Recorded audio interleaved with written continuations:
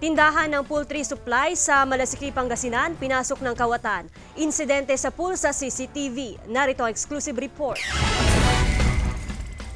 May gate sa gilid pero hindi nakakandado, kaya nakapasok ang suspect. Pinatay ang ilaw at dahan-dahang itinaas ang roll-up door na hindi rin nakalak. Saka tuloy ang pumasok sa loob ng tindahan at nilimas sa bahagi ito ng tindahan ang 25,000 pesos na halaga ng pera. Gumamit din ang suspect ng patpat na pantukod sa roll-up door.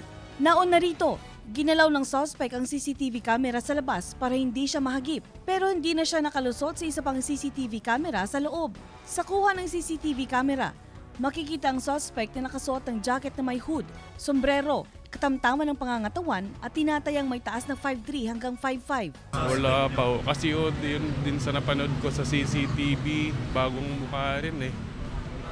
Para sa akin, hindi ko pa nakikita. No? Parang bagong mukha dito sa amin.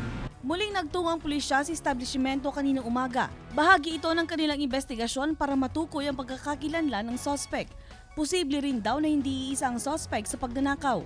Alam po niya yung kung saan siya papasok at alam niya kung saan po yung mga nakalagay na pera, mga barya. At alam niya yung structure ng business establishment. Tiniyak naman ng opisyal ng barangay na paigtingin ang pagbabantay para hindi na maulit ang kahalintulad na insidente. Na kailangan paigtingin po ang pagruronda sa gabi, lalo na maraming nangyayaring nakawan. Kasama si Ron Alister Tanyedo, ako si Marjorie Padua, nag-aatid ng Balitang Amyanan.